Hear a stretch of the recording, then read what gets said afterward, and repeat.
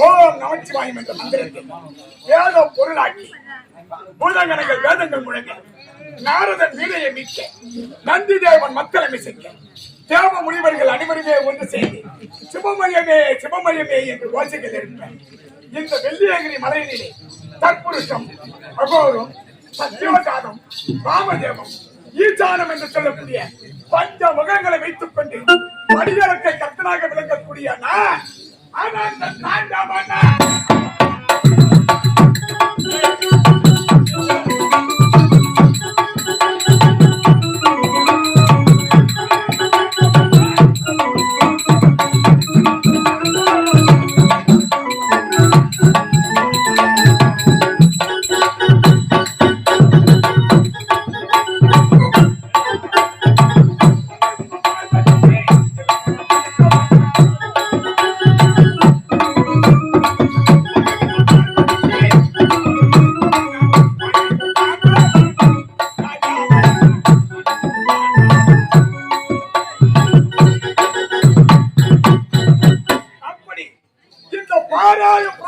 சொல்லக்கூடிய உலகத்திலே ஆணைக்கு பெண் சமம் என்று உணர்த்த வேண்டும் என்பதற்காகவே என்னுள் இருக்கான் இந்த பாகத்தை உமையவளுக்கு பரிசாக அளித்தேன்.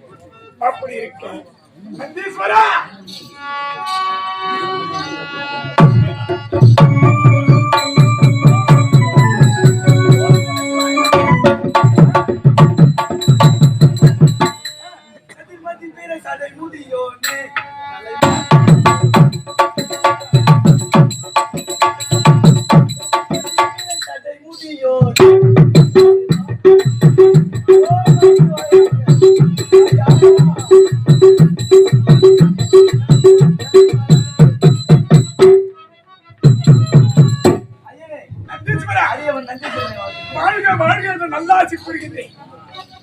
நந்தி என்னுடைய படைப்பால் உருவாக்கப்பட்டவன். ஆனால் என்னுடைய படைப்பு எப்பேற்பட்ட தெரியுமா? சொன்னதானே தெரியா? இந்த பாராய பிரபஞ்சம் என்று சொல்லக்கூடிய உலகத்திலே பிண்டமாக பிறந்தவன். ஓ, பிண்டமாக? ஆமா சார். ஒரு நேரத்திலே கலியுகம். ஆமாங்க. இப்பொழுது நடப்பது கலியுகம். பாமர மக்களுக்கு வாழ்வது.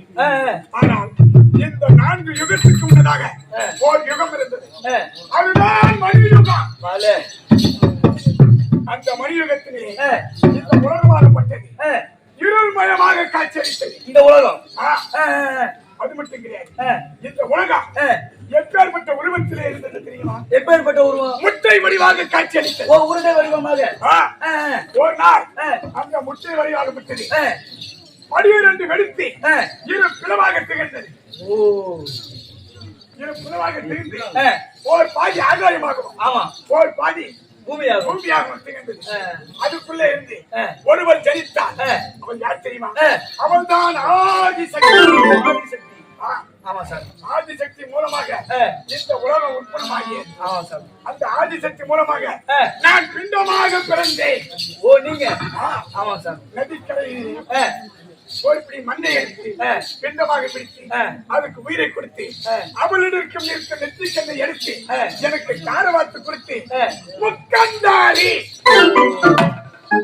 முக்கந்தாரி உலகத்திலே முக்கன் படைத்தவன் நான் அல்ல. ஆமா சார். வேறு அந்த ஆதிசக்தி. ஓ, முதலில். ஆமா. அவளுக்கு இருந்த நெற்றி கண்டா எனக்கு தாறு வாக்கு கொடுத்ததுனா முக்கந்தாரி. ஆமா சார். அப்படி என்று பெயர் வந்தது. அப்படி இருக்க இந்த பாராய பிரபஞ்சத்திலே அனைத்து ஜீவராசிருக்கும் யானை முதல் எறும்பு கடை 8000 லட்சம் ஜீவராசிருக்கும் பலிகளுக்கு செல்வது வழக்கம் அல்லவா? ஆமாம் சாமி. அப்படி இருக்க இந்திய தினத்திலே பாருக்கு பலிகளுக்கு செல்ல வேண்டாம். ஆமாம் சாமி. நான் அழைத்தேன் என்று என் இட பாகத்தில் இருக்கக்கூடிய உமையவளை நான் அழைத்தேன் என்று வர வேண்டும்.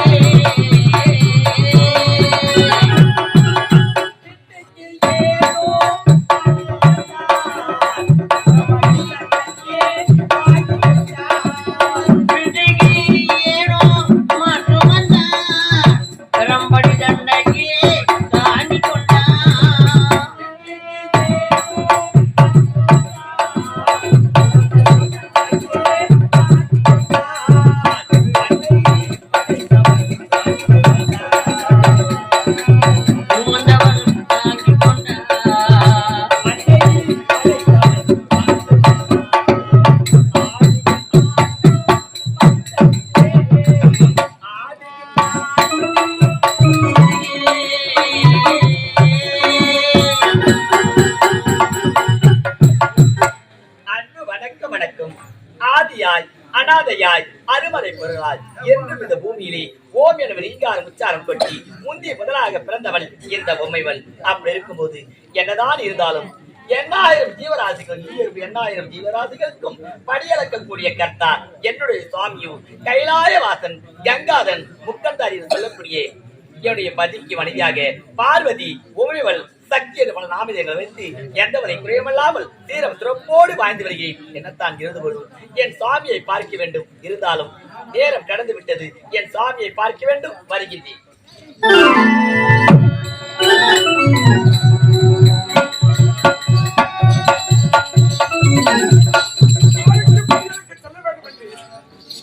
பார்வதிக்கு அழைப்பு விடுத்திருந்தேன். இன்னும் உமையோட காணவில்லை. பார்வதா, நமச்சிவாயும் நமச்சிவாயும்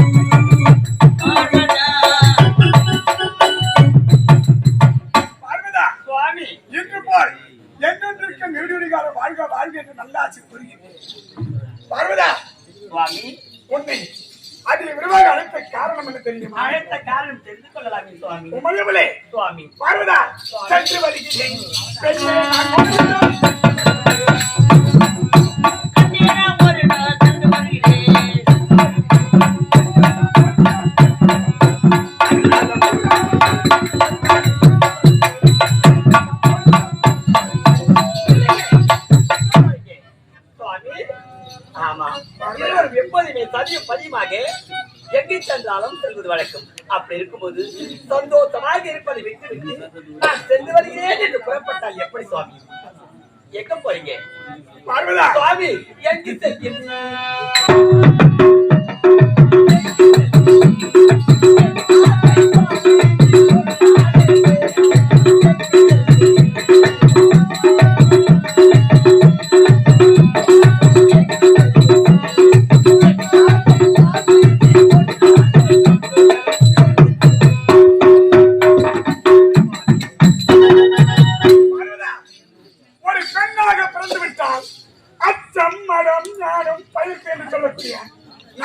நல்ல குணங்கள் கொண்டு கல்லானாலும் கணவன் உள்ளானாலும் புருஷன் என்று கட்டிய கணவனின் பாதத்தை தொட்டு வணங்குவதே நல்ல பெண்ணுக்கு உதாரணம்.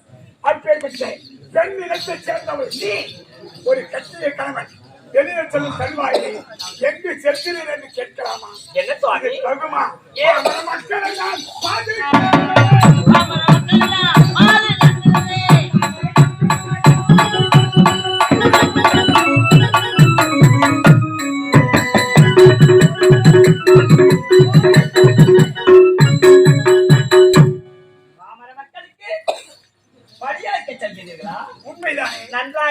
இருக்கிறது உன்னை விளையாட்டு.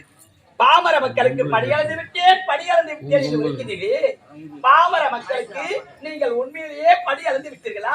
அதில் என்ன உனக்கு சந்தேகம்? ஓ சுவாமி, எறும்பு 8000 ஜீவராசிகளுக்கு படியளந்து விட்டேன் உமையிலே என்று உரைக்கின்றாயே, முன்னிறுத்தி ஒரு சோதனை செய்து பார்க்க போகிறேன் இந்த உமையவள். பார்வதா, சகாலம் எப்பொழுது பார்த்தாலும் எம்மிடத்திலே தீர்மானத்தில் ஏற்படுவது, பிறகு எம்மிடத்திலே சாபத்தை பெறுவது, இதுவே உனக்கு வாடிக்கையாகிவிட்டது.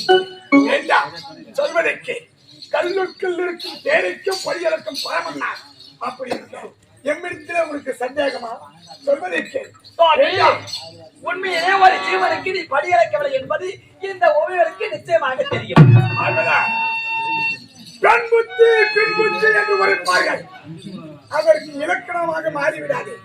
நான் சொல்வதற்கு நான் செல்லும் தருவாயே ஓய்வா நாதா என்று விடைத்தாம்பலம் நீ எமக்கு தடையேதும் சொல்லாத கல்வி